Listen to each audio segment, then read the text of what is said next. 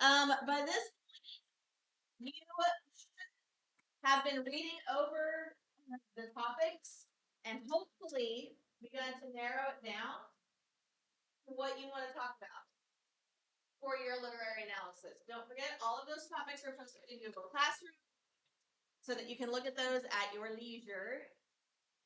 But today, we are going to go over the steps you need to follow to write an introductory paragraph. So, you have 3 papers in front of you. One of them is completely blank, aside from showing the 4 pieces of the intro. The other side of it has what each of those pieces are, and then you have an example. So, first of all, I want you to look at the side that has the explanation. Has the 4 arrows. What should you start your introduction with? A hook. That hook can be any number of things that grabs the attention of your reader. We learned 4 different ones. What were they?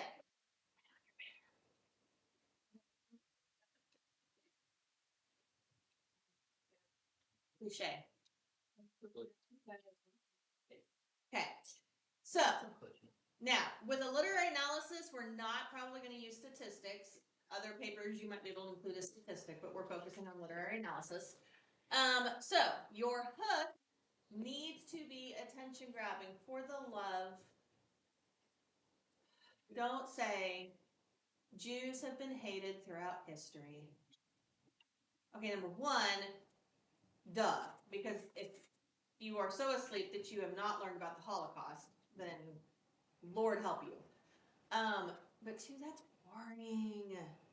Say something more exciting than that. The next thing that you have to include in your introduction is a bridge. What does your paper say that a bridge is for a literary analysis? One sentence or just a part of a sentence that leads into a.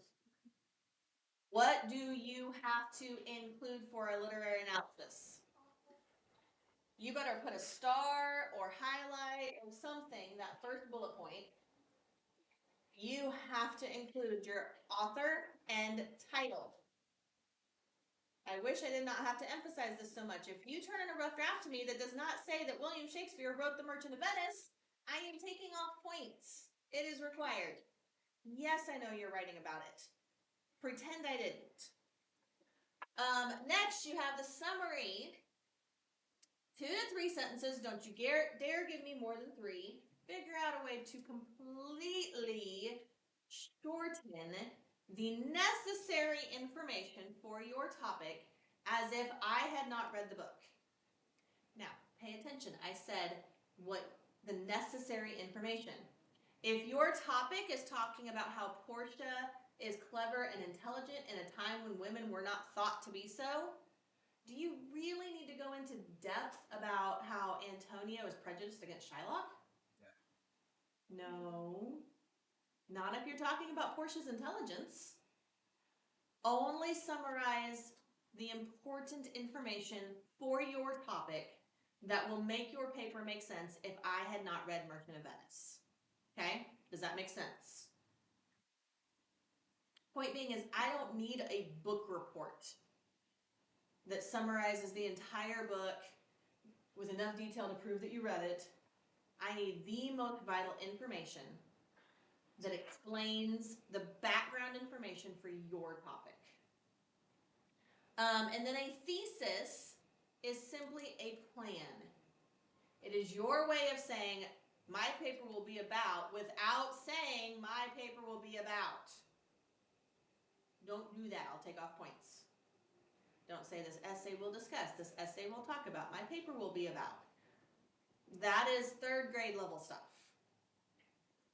Just launch into what you're going to talk about. That thesis should show me where your essay is going to go. So I have an example. I want you to look at it on your papers. Now, have I given you the entire literary analysis for this example? Nope, on purpose. First of all, look at the hook. Love is a toxic medicine holding the ability to both heal and harm. Out of the 4 types of hooks that we discussed, which one is that?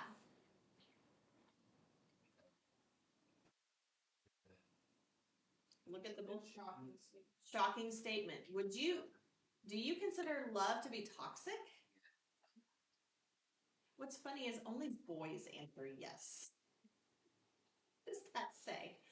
I mean, no. True love, and what we're about to read, this is actually family love, not romantic love. But you don't tend to think of love as toxic. But that statement's pretty shocking, that love can be toxic. It can harm. Then we go to our bridge. Who's the author? James Burt. What's the title? What is the Scarlet Ibis? What format of literature is that?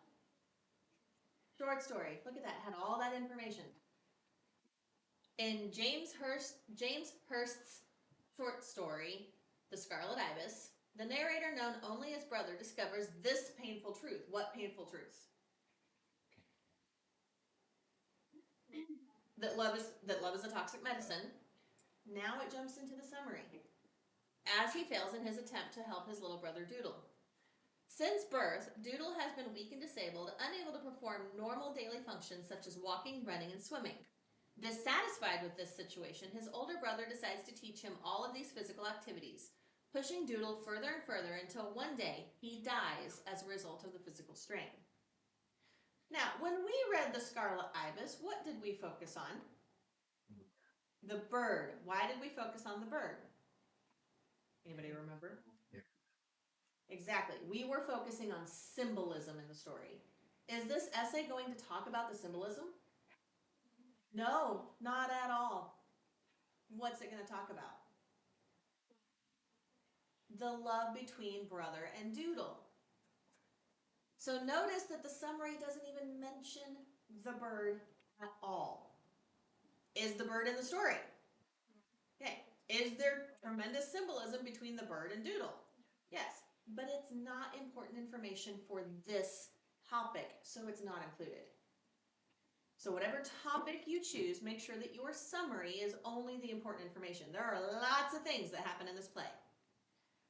But if Graziano and Nerissa's marriage doesn't matter to your topic, you don't need to mention it. Stuff like that. And then the thesis. Ultimately, Hurst uses the complicated relationship between Doodle and brother to show that love always contains some drops of poison. Now, that's a little more advanced of a thesis than most freshmen are going to be able to provide. Usually your thesis is going to have like essentially a list of the topics for each of your paragraphs. But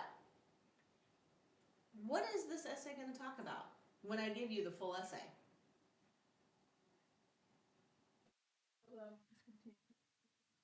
Okay, you know that there's going to be examples given of the harm that love can do. What else do you think might be discussed within the essay? The complicated relationship. Exactly.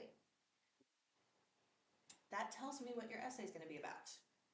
So, key thing here, your thesis needs to match what you write later. Now, can it change throughout the writing process? Absolutely. But I want you to start your paper with a plan. So what you're going to do is you are going to spend the rest of class, you get a full 20 minutes. You are going to figure out your essay topic because I will ask you tomorrow what it is. And then you're going to start working on writing an introductory paragraph for it. Now, I will warn you, the hook is the hardest part. Come back to it. Start with the bridge. Come back to the hook later. That's fine. You have to provide one by Wednesday, but you don't have to write it first today. Because to me, the hook is always the hardest part. Start with your bridge, give your summary, figure out where you want your paper to go, and then you can spend some time figuring out a hook. Any questions? Probably lots. I want you to write your introductory paragraph on that blank triangle. That's what you will show me on Wednesday. And I really feel like I shouldn't have to say this, but I'm going to because I do. Your work, not AI, not essay writer, not some prepaid essay you bought online. I need to see your work. That's a school policy, that's an integrity issue, your work. So, pull up Google Classroom, look at the list of essay topics, decide what you want to do, and then go ahead and start working on your introductory paragraph.